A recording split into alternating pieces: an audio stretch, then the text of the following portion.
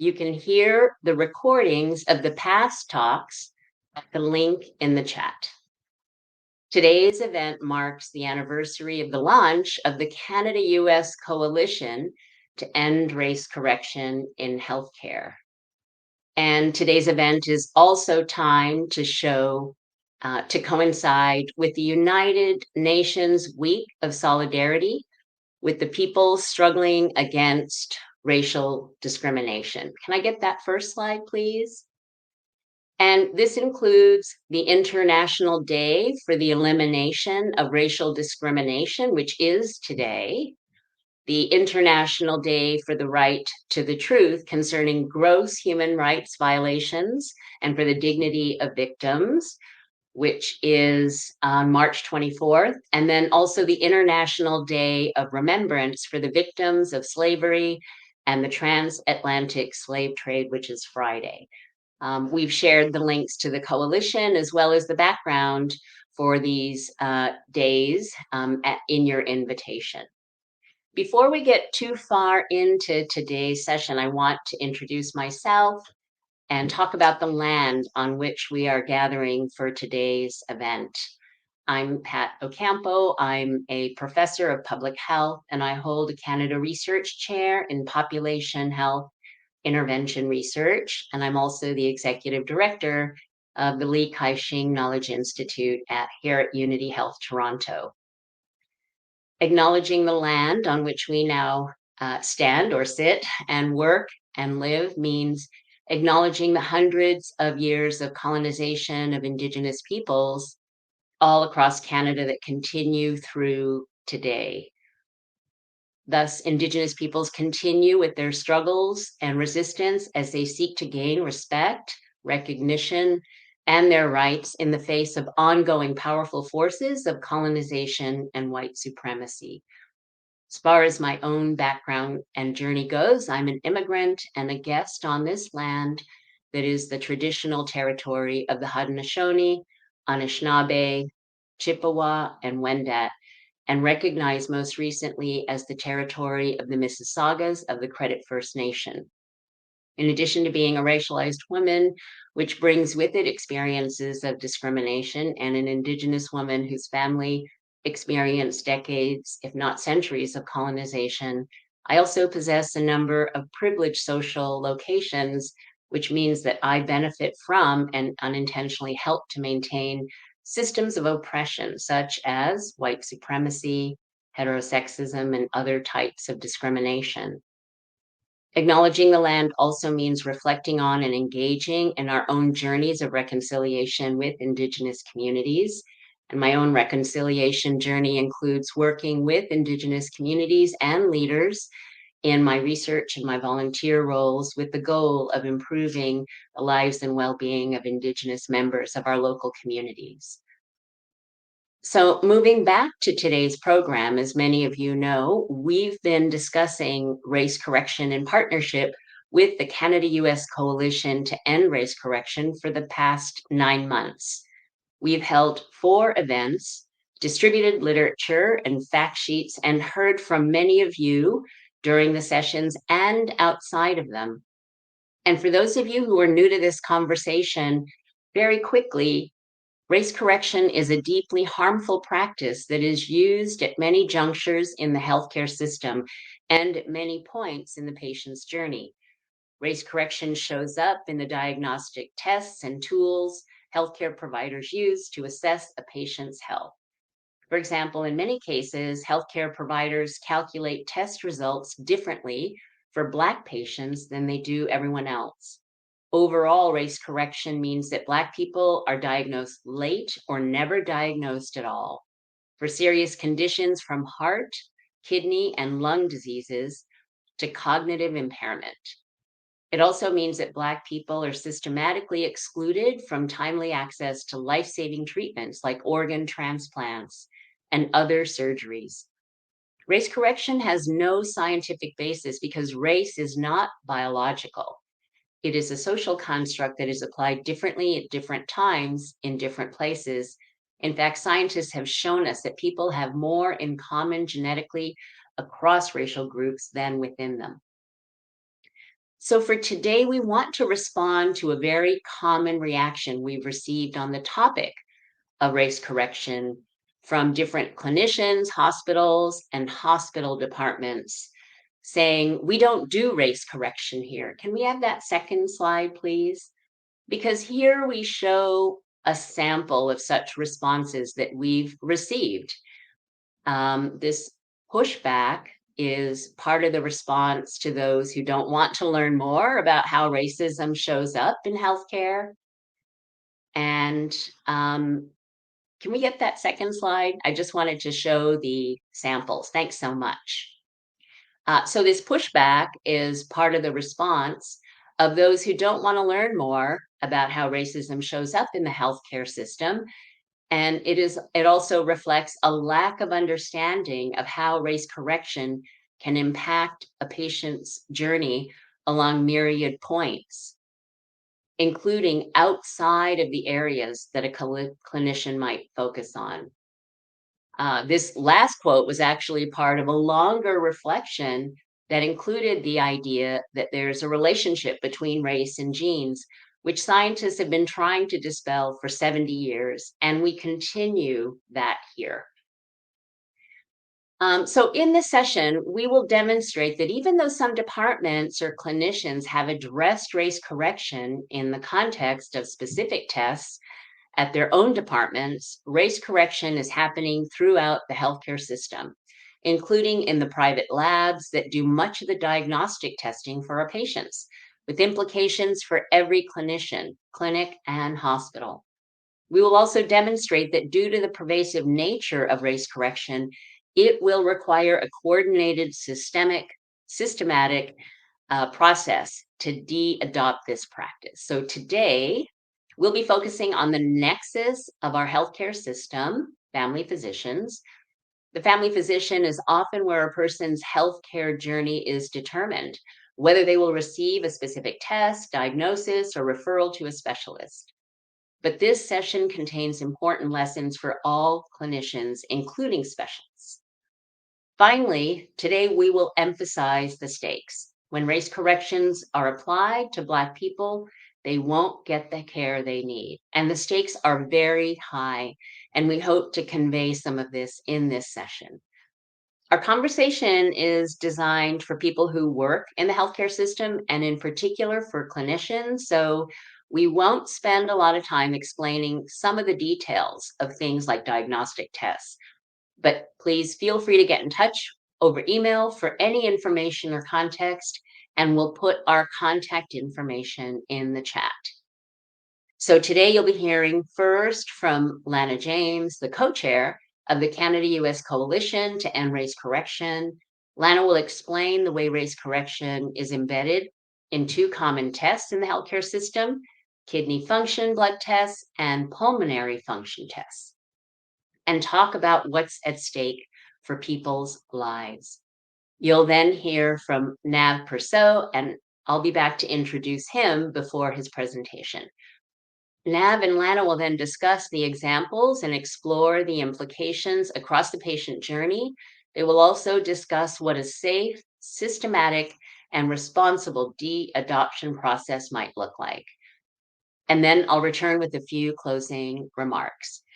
Please note that today we do not have a Q&A portion to today's session, as this session has been designed to respond to the questions we received over the past 9 months. We encourage you to share your comments in the chat. We'll be monitoring them, and we will answer your questions in future sessions. So now I'm pleased to turn this over to Lana James.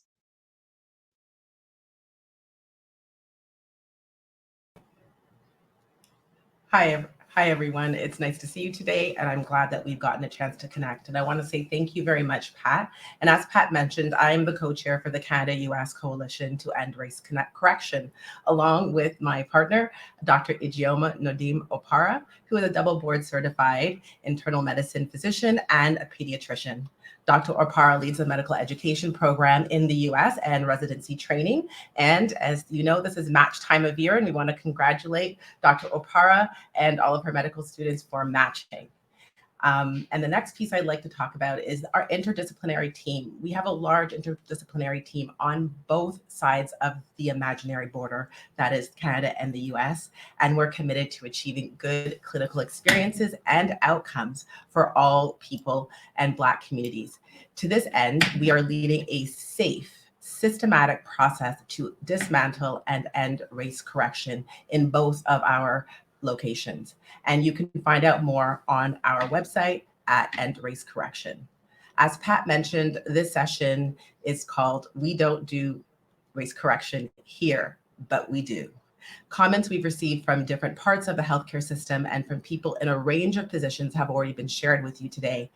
And as you'll see, incontrovertibly, we've brought the evidence and that it's inaccurate when anyone says we don't do race correction here.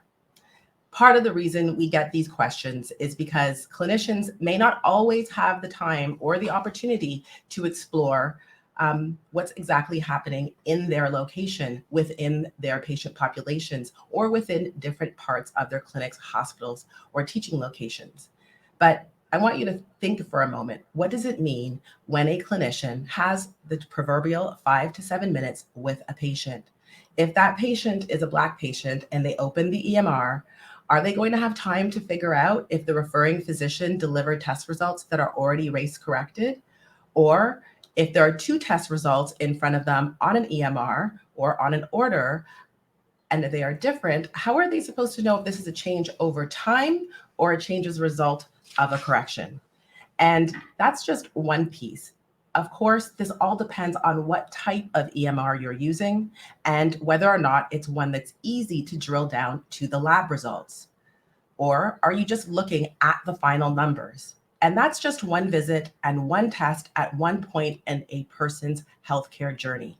And that was just an example, thinking with in mind that it's the EGFR. And so there's a lot of variety and a lot of things that can come at a physician in an appointment. And that's why we need a systematic approach. So today we're going to be talking about two common tests in a person's healthcare journey. The first is extremely common. It's the kidney function test. It's almost one of the most performed tests in laboratory sciences. And it's called the estimated glomerular filtration rate, or EGFR, which measures the creatinine levels in the blood as a proxy for kidney function.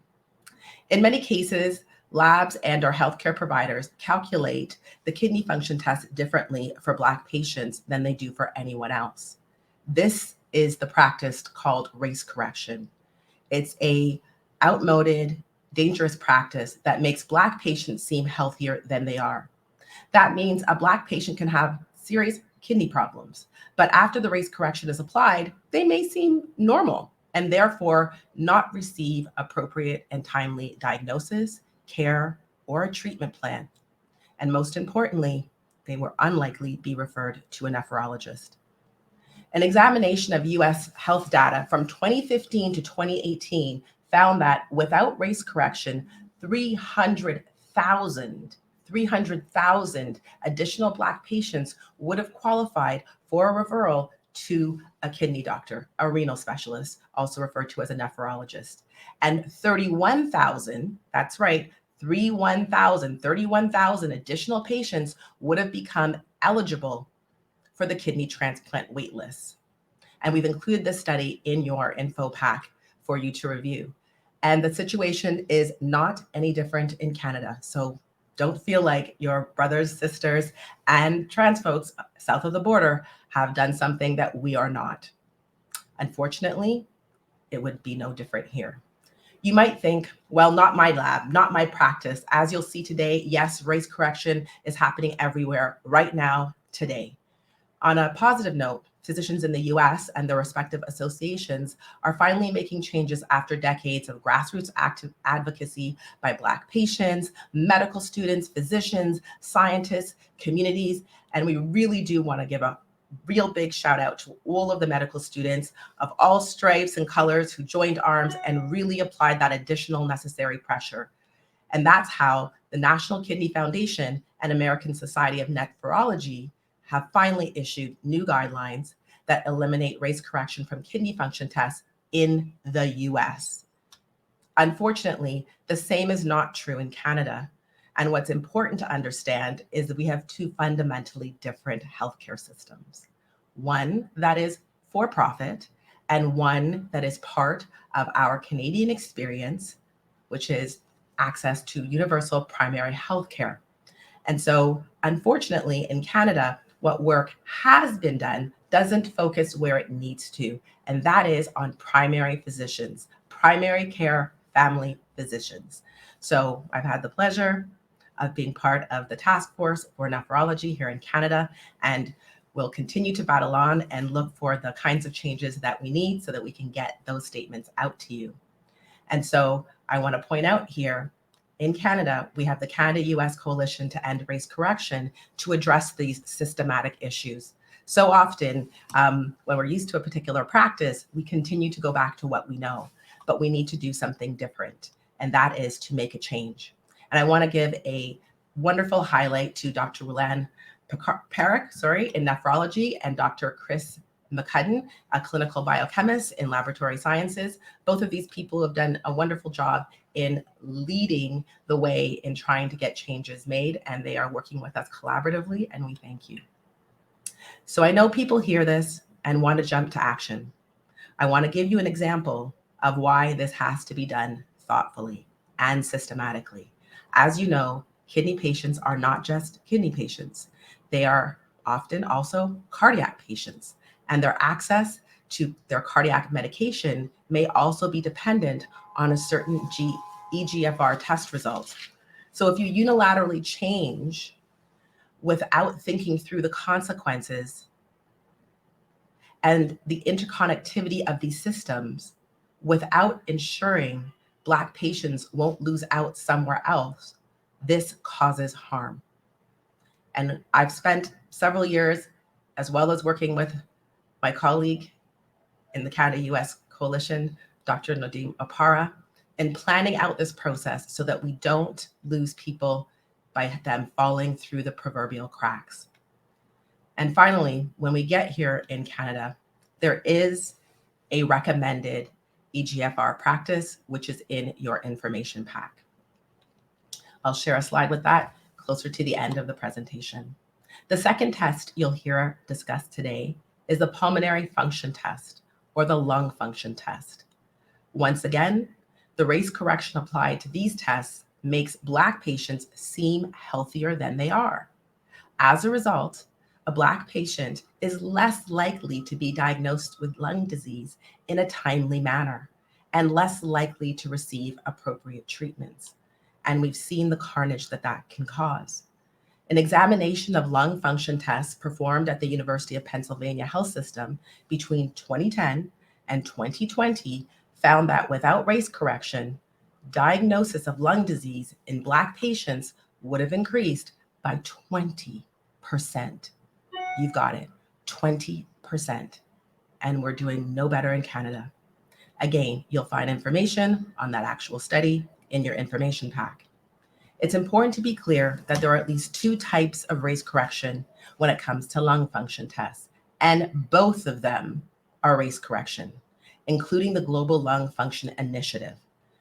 And you have questions about this, I'll refer you back to Dr. Lindy Braun's work and the information in the pack. Sometimes one of those lung function tests likes to masquerade as if it's not race correction, but upon a closer look, it is.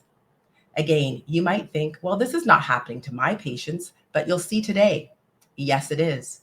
And if you are one of the many Black people listening, you are very right to be concerned.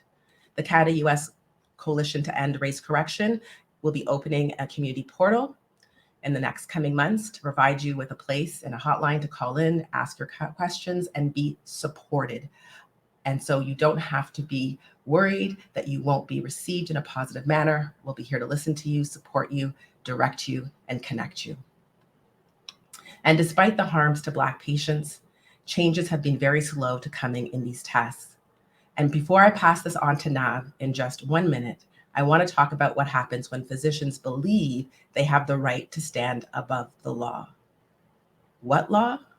We're talking about our Constitution. There's something called Article 15 that identifies protected persons. We have the Ontario human rights laws. Those are also And they're all tied to international covenants that clearly state that people should not and will not be discriminated on, reduced their access to care, or to any kind of support simply because of their race. And so here, the idea that physicians stand above the law is often termed physician exceptionalism. Nav will talk a little bit about this in his presentation as well. So think about this in the context of laws, such as those concerning informed consent. Think about what it means to be in the context of race correction. No Black person I have ever met or has become aware of what race correction is consents to receiving a lesser level of care and a higher risk of premature death. But that's what race correction delivers. And think about what's at stake for Black people: loss of years, loss of life, loss of earning capacity and potential, loss of time spent with loved ones raising children, the loss of the opportunity to age within your community and your family, and most importantly, the loss of your life. Constantly engaging with clinical practice that sees you as often quite less than human.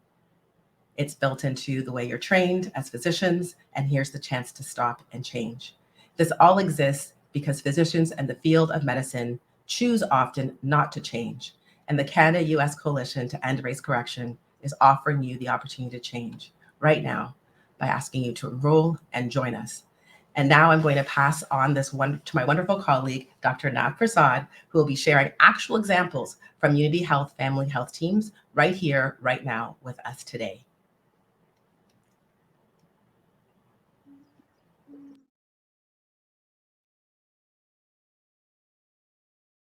Thank you so much, Lana, for sharing those stark facts and statistics.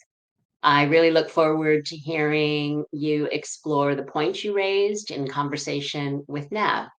And now I'm pleased to introduce Nav Perso, who is an associate professor in the Department of Family and Community Medicine at University of Toronto. He's also a scientist at the MAP Center for Urban Health Solutions at Unity Health Toronto and a physician in the Department of Family and Community Medicine at St. Michael's Hospital. Nav will share actual examples of race correction from clinical practice in Toronto today and discuss these examples in context. Nav?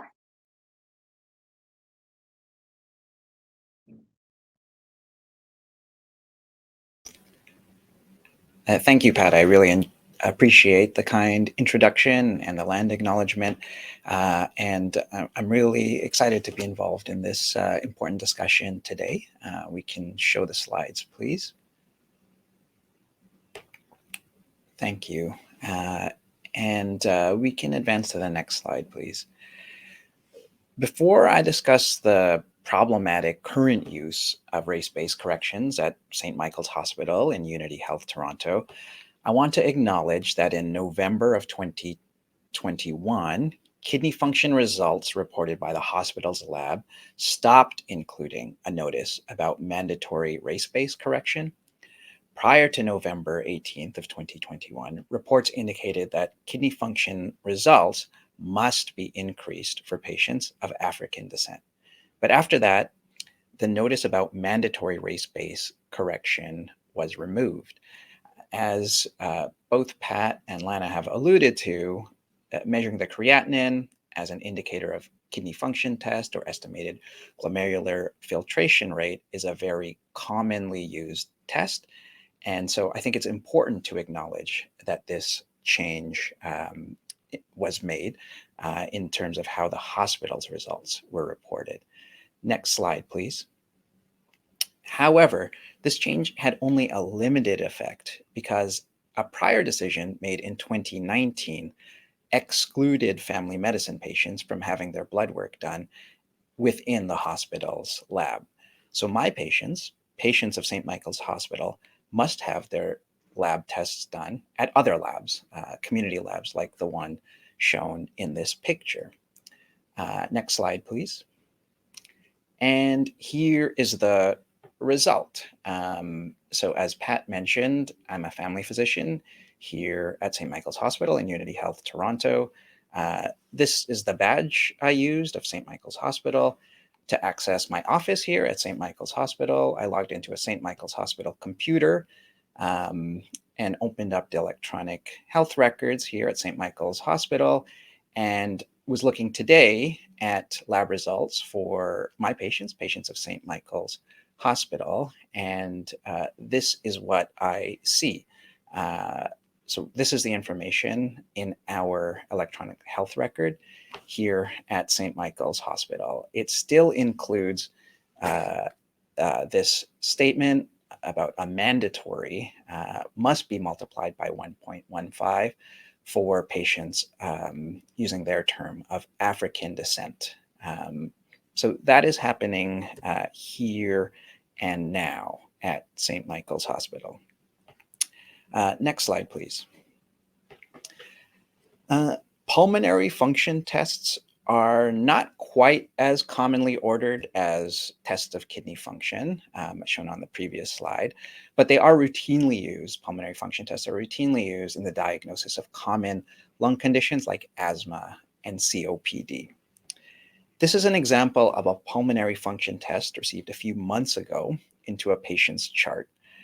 You can see that the report says that the reference values are based on a population of Caucasian, using their term, people, whereas in this case, what they've determined here as the ethnicity of the patient is different. It also says at the top of the slide that informed consent was obtained for the pulmonary function test, but connecting with Lana's comment about informed consent, I wonder if the patient truly consented to having their care be different based on this classification, and, like, more to the point, if the patient consented to substandard care or to having a lower likelihood of a lung condition being identified based on this determination of their ethnicity, using the terms in the report. I also wonder if the patient truly consented to having racist messaging included in this report, and therefore included in their chart at St. Michael's Hospital. Next slide, please. This test was done at the Rosedale Pulmonary Function Laboratory, which is located on Sherbourne Street at Bloor Street. That separates Rosedale, a wealthy and mostly white neighborhood, from St. Jamestown, that's home to many racialized people who have a low income. Nada Hassan has developed a tour that explores the social disparities that are not rooted in any biological differences when you cross Bloor Street. Next slide, please. Imagine you were about to have your car serviced, and after asking you some standard questions about your vehicle, the mechanic asked you the race of the driver, and specifically asked you whether or not the driver was a Caucasian. Imagine the mechanic went on to explain that there are associations between being a Caucasian and your risk of being in a motor vehicle collision, and they can combine some simple and easy to do measures of your brake pads with your race, and specifically whether or not you're a Caucasian, to stratify your risk of being in a motor vehicle collision. And they can use that information to determine whether or not you need to have your brake pads replaced. I think most people would bristle at that, and you would wonder about the credibility of the mechanic. But what if the mechanic then went on to cite these studies and challenge you about whether or not you feel like you're qualified enough to have a comment or an opinion on automotive science? And there are multiple studies that this mechanic can cite about these associations between race and risk of motor vehicle collision. And he assures you that, this difference in the threshold for replacing your brake pads, it's only like a 10 or 15% difference. And in most situations, it actually doesn't make a difference. I don't think that would be reassuring to you. But when a doctor or another healthcare provider says similar things about your kidney function or your lung function, it is supposed to be accepted. And that is, I think, a demonstration of medical exceptionalism. This idea that healthcare providers can engage in discriminatory practices that are not rooted in science, uh, and that is supposed to be accepted and never challenged by patients, even though it would be easy to identify as ridiculous in other settings. Next slide, please. Analogies like the mechanic one that I was just discussing have important limitations. And in this case, one of the limitations is that it's not rooted in the history of racism, racism within medicine and healthcare. I'm now going to read from Dr. Hogarth's book that focuses on the early 1800s. And this passage is after a section titled Yellow Fevers, Black Bodies. The allure of the idea that Black people were, or could be, naturally resistant to deadly tropical fevers was too much to resist for British military elites who tired of burying scores of white soldiers in the West Indies. Beyond the simple appeal of the idea, of course, was its steady reinforcement by medical treatises penned by renowned British physicians. In these widely circulating works, physicians hinted that Black and white people had distinct constitutions, required different kinds of sustenance, and adapted to new environments differently. These ideas not only came from highly respected medical sources, but were also buttressed by observations from non-medical elites of how little Black people suffered from fevers in comparison to whites. It should come as no surprise, then, that these ideas came to inform British military policies and expectations about Black people's bodies in the West Indies in the late 18th and early 19th centuries. The book then goes on to talk about a certain ship where there was an outbreak of yellow fever among Black people on that ship, and yet still there was this idea that Black people had this sort of innate immunity to yellow fever. At no point did Ferguson consider the possibility that the idea of innate Black resistance to yellow fever was false. And I mention these historical examples further explored in this book called Medicalizing Blackness to underscore the point that I think I'm really honored to be able to participate in these discussions about ending race-based correction. I think 200 years from now, or hopefully sooner than that, people will look back on this period and it'll be easy for them to recognize how ridiculous it was that in 2023, an institution that takes science seriously was still using race-based corrections, just like it seems ridiculous now that these British physicians in the early 1800s believed that Black people had some sort of innate immunity to yellow fever. Next slide, please. And so there are important implications right now of this misguided use of race-based corrections. An obvious one is for patient care. And I acknowledged at the very beginning that an important change was made in the hospital's lab in terms of how kidney function tests were reported. I'm not aware of efforts, though, to identify patients who might have been affected by the race-based corrections and to ensure that those patients, that the care of those patients was addressed appropriately when the change was made. I think there's also a general effect beyond the effects on individual patients who might or might not have had their care affected, to this racist messaging being included multiple times in basically any chart where blood work is ordered. You can see this repeated message about mandatory race-based corrections, which I think buttresses racist thinking about biological differences between people of different socially constructed races. And I think we need to consider our role and the role of this institution in perpetuating those racist lies. Next slide, please. So in terms of what we should do next, one is I think we have to actually stop and race-based corrections here. So there should not be these mandatory notices in our charts here at St. Michael's Hospital in Unity Health Toronto. So that has to stop. And I believe, maybe this is a conceit, but I think I'm a part of an institution that is an anchor institution that can help to determine what happens elsewhere.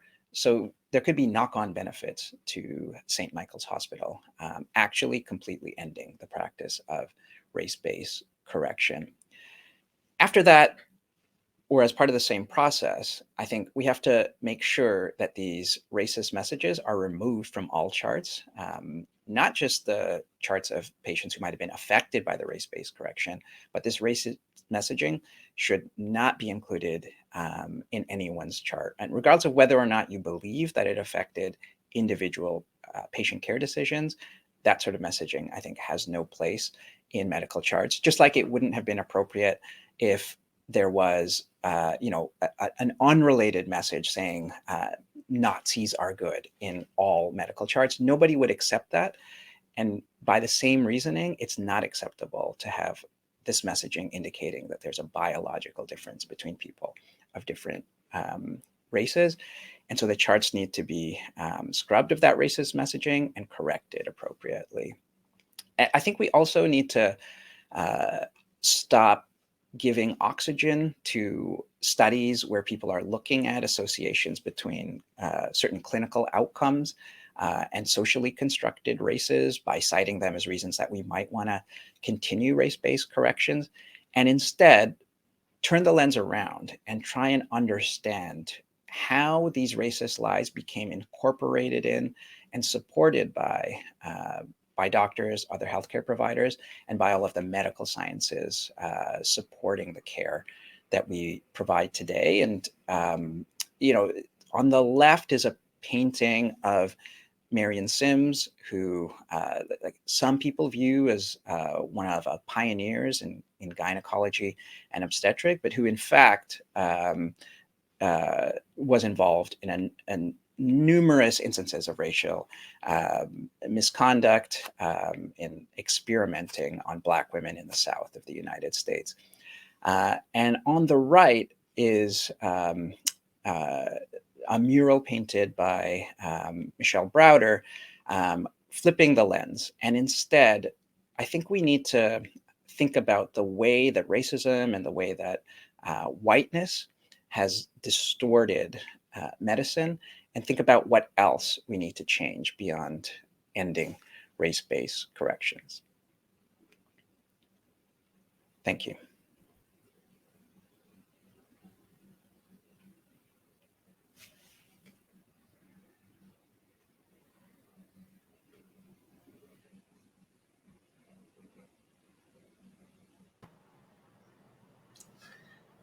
Hi, Nav. Thank you so much for sharing that presentation. A lot came to mind. And for the audience, at this point, Nav and I are going to have a bit of a conversation reflecting on the presentation he gave so that we can weave in some of the questions and concerns that were already provided to us, as Pat mentioned earlier on. One of the things I wanted to discuss today, Nav, was, I'm just going to take us back a little bit in your presentation. You noted that at your institution, the hospital itself has in fact made that notation. But when I'm looking at the screen and I'm thinking about a busy day, clinical flow, and that minute blurb, I'm just wondering, in what way were physicians supposed to understand what that telegraphic message meant? And for you as a practicing physician, how did you grasp or grapple with what it was supposed to be suggesting or directing you to do, if anything at all? How did you understand it? Thank you. Great question. I'm embarrassed to admit that, I was just quietly accepting these notices about race-based corrections of kidney function, et cetera.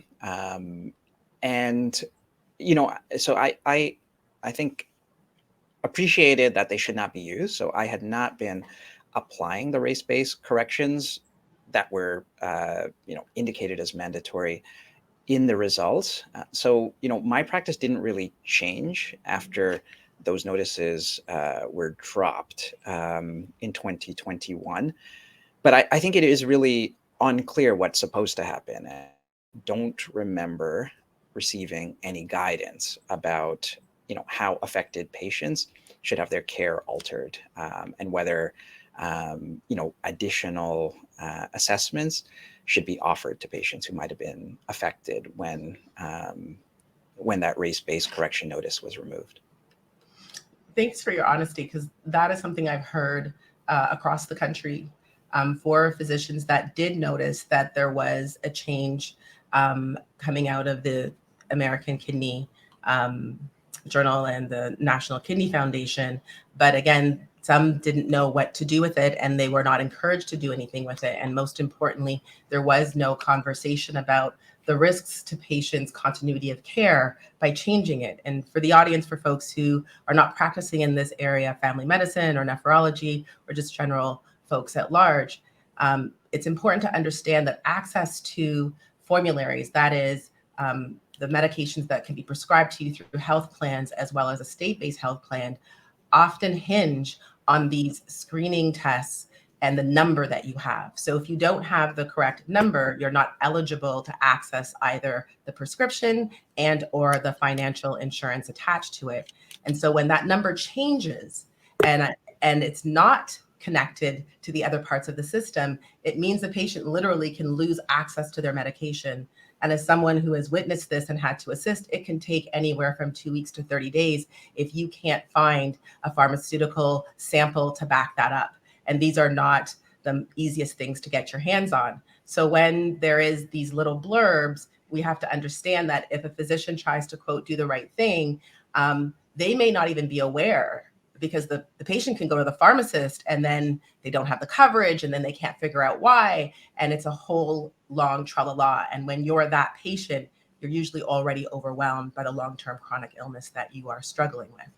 And so this isn't a minor matter. And again, this is how Black lives get compromised. And while we talk about all these EDI, DEI movements and moments, rarely are we actually talking about changing the clinical practices that in fact shorten life and increase suffering and unnecessary hardship. So we know that race correction, the logic of racial hierarchy, the logic of whiteness being a reference point, poisons a great area of medicine and research and clinical science. I want to touch on other tests and devices, and one that's very commonly used. It's applied to me myself on my little finger when I go for clinical care. It's the oximeter. And many people may be familiar with that little thing that gets clipped on your finger that helps estimate your level of oxygenation. And Nav, I'm wondering, in your practice, have you seen the oximeter used many times? Yes, yeah. So it's routine.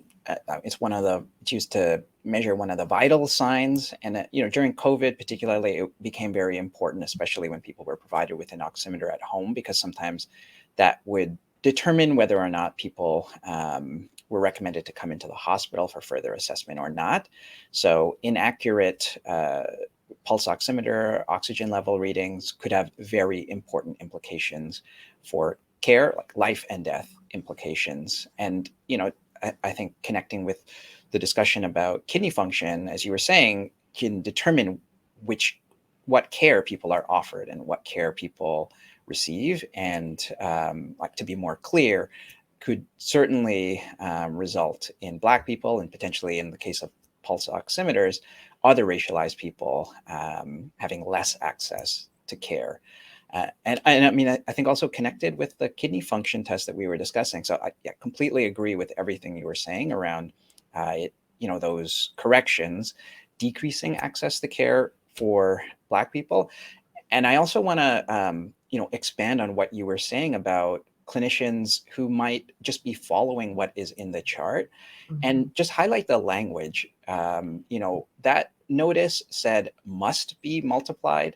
Usually in medicine, like consultants can be, and people generating medical reports, like radiologists and pathologists, can sometimes use like ambiguous language that leaves open the possibility for the clinician receiving the report to use their judgment and act as they think is appropriate. And, so that language saying must be multiplied actually stands out to me as being difficult for someone who believes that race-based correction does not make sense. For example, if you're determining whether or not someone should receive a medicine based on their kidney function and it says must be multiplied, you might feel like you'd be in trouble if you did not apply that race-based correction. So adding to the list, pulmonary function test, kidney function, oximeters, there's the body mass index, where there's sometimes different thresholds for when somebody should be screened for diabetes or treated for diabetes. In some places, like in the United States, bone mineral density and risk of having a fragility fracture is based on race-based corrections. Here there's some guidelines on treatment for hypertension that distinguish between Black patients and other patients. And again, like further this idea of biological differences. Many of the commonly used risk stratification tools for cardiovascular disease, risk of having a heart attack or a stroke, also include race-based corrections. These are also available in the electronic health records used here at this institution. Thank you for that, Nav. And so I think it's important for people to understand that it's a long-standing saying among Black folks in the Americas, and that is when things are going on for white folks, they become almost fatal and deadly for Black folks. And the oximeter is a perfect example of that. I'm just going to circle back to it because there was a JAMA article in JAMA International Medicine on August 22nd, 2022. And it says here, I'm going to read the title and the conclusion so people can take a look. It's called Racial and Ethnic Discrepancy in Pulse Oximetry and Delayed Identification of Treatment Eligibility Among Patients with COVID-19. Now, the conclusion and relevance, it says, the results of this cohort study suggest that racial and ethnic biases in pulse oximetry accuracy were associated with greater occult hypoxemia in Asian, Black, and non-Black Hispanic patients with COVID-19, which was associated with significantly delayed and unrecognized eligibility for COVID-19 therapies among Black and Hispanic patients. This disparity may contribute, and we know that it did contribute, to worse outcomes and higher premature death. And this is something that I struggled with during the pandemic. I myself, along with several other people, acted as an informal safety net, trying to stretch ourselves across the country as we battled with triage units, with nurses. We had friends turned away. Some didn't make it because people were using the oximeter to decide whether or not you were eligible. And it has a marked difference. So if you're melanated, you don't even have to be my complexion or Nav's complexion. You just got to have some melanin, because what the oximeter reads is the coloring that is often in blood, but is also connected to the coloring within your skin. And so it's not limited. The logic of racial difference plagues medicine. And what we have is an oximeter that is circulating across Canada that is actually a broken medical device. I'm working now tirelessly with others to have it removed because it's giving a false notion. What this means is if you are less melanated, you will get optimal and timely care. And if you are more melanated, you will get delayed or no care. And so the answer isn't, oh, just let light-skinned folks keep using it and we'll figure out what to do with the rest. It's to remove it and then to work together to figure out what is the best thing to use. Because what we would be doing if we kept it was continuing to ensure that some people lived because they are closer to that which the ideal believed when they developed the oximeter. And the rest of us, well, death or harm would be fine. And that is called systematic harm. And when it's based on characteristics such as being melanated or not, that's called genocide. And so we have to be really careful about trying to make things work that are actually broken medical devices and broken medical thinking that has nothing to do with science and is based in ideology. And so I think it's important for us to understand that what the End Race Correction campaign is about improving overall clinical care. And we are targeting those who are set on a path for lesser care, worse outcomes, and premature death. So the next time you want to say, oh, Black people fill in the blank are more likely, know that it has a little to do with our lifestyle choices or just that gray, vague idea of racism. And it has more to do with clinician induced harms because the majority of Black folks present on time, if not early, but they are then sent out to the back of the line and told to come back only when it's almost too late. So now I actually wanted to also ask you, you had your three key things, going back and scrubbing race correction, that message, not just from Black patients' charts, but from everyone's charts. And you also talked about treatment. So I wanted to kind of go down that road with you a little bit because this is about the de-adoption process. So when people are wondering, what does the Canada US Coalition to End Race Correction do? What we do is a systematic process of de-adoption. And Nav has been so wonderful as a Canada Research Chair in Equity and Health to work with us to become part of the team. And one of the things I want to talk about is that de-adoption. So de-adoption is stopping something, but it's not just stopping something, it's making that better for the people who were deprived. And so when you think about going back into someone's medical chart, for instance, the millions of Black patients who have had this information determine their ineligibility for a transplant or for dialysis, or when it comes to lung function, actually getting appropriate care. What do you imagine? Do you imagine that we should be going back into the charts? Because this is one of those pieces where people are like, oh, well, we won't worry about what's behind us. We'll just go forward. What are your thoughts on that? Yeah, I mean, I think also within medical exceptionalism, there is the special kind of exceptionalism when we're talking about racism. And so there are general approaches in medicine and in healthcare to what to do when a mistake was made. So, like if someone was accidentally given the wrong medication, there are books and articles written about what you're supposed to do. And I think we can learn from them in terms of what to do about the mistake or the problem with race-based correction. One is you're supposed to notify the patient. You're supposed to say, look, this mistake was made, and then you're supposed to try and mitigate the harms. So if you need to give an antidote, if you need to give another medication, if you need to monitor the patient in a special way because this medication was accidentally given, then obviously you should do that, and you should tell the patient, about their options. So, as far as I know, those things have not happened yet. So I don't think patients whose care was affected have been notified that, because of a problem on our end, this incorrect message was put into their chart and their care could have been altered. And then I don't know of any attempts yet to ensure that patients who might not have been offered care have now been offered that care. Or, we could even go further and want to compensate people who might have been delayed in receiving a referral or delayed in being offered a treatment. I mean, maybe we need some guidance about how we can try and correct for that harm that was done.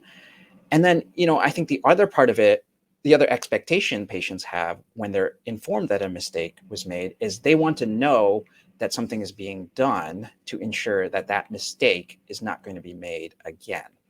And I don't know that a lot has been done in that regard either. And I think, just quietly removing a notice about mandatory race-based correction for kidney function, I'm not sure that that reassures people that similar problems will be avoided in the future.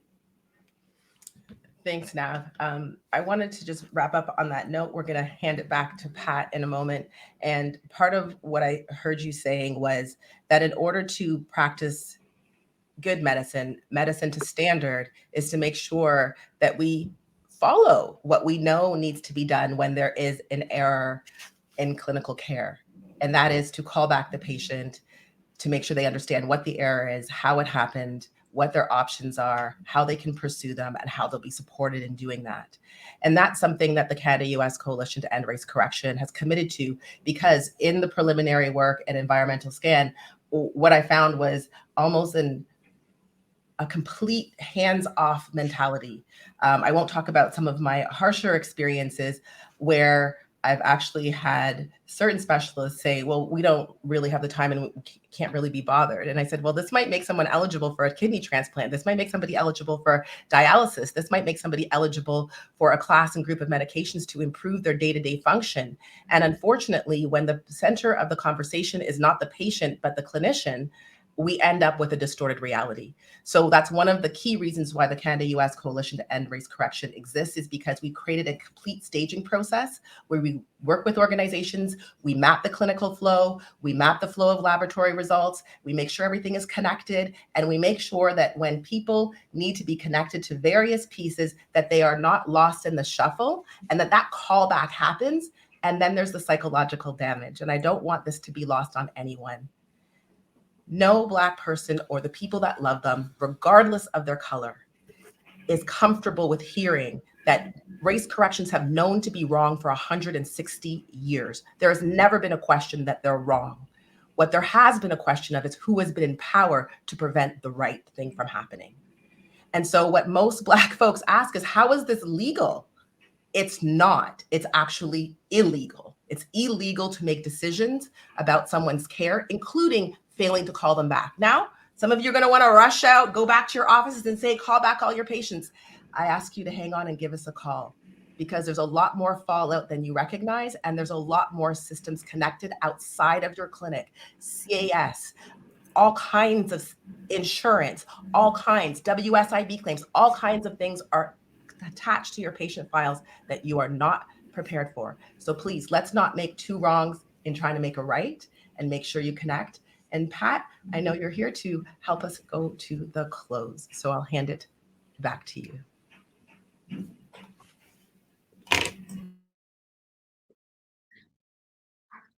Thank you so much, Nav and Lana, for really digging into the specifics and illustrating what happens in the context of primary healthcare.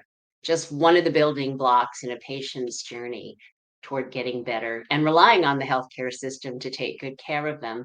You've certainly shown us that race correction does happen here in Toronto and Canada, but also that it's a complex set of practices that permeate the practice of medicine, and that the stakes are high for those who are Black and racialized. De-adoption attempts have been weak to date, and the guidance barely exists, and guidance on remediation of past race correction does not exist. So we need uh, guidance, but we also need guides to help with de-adoption. And fortunately, we have the Canada-US Coalition to help us out. So definitely show your commitment to eliminate race correction by signing up with the Canada-US Coalition to End Race Correction in Healthcare. And we've put in the chat how you can sign up. Don't rush out to do this on your own. Let's use the experts in this. Let's use those who've experienced the harms of race correction to help guide this de-adoption. Definitely send us your reflections and maybe some descriptions of your own experiences with race correction to help us uncover how this practice shows up in healthcare. And stay tuned for our future talks. Thanks so much for attending, everyone. And thanks again, Nav and Lana.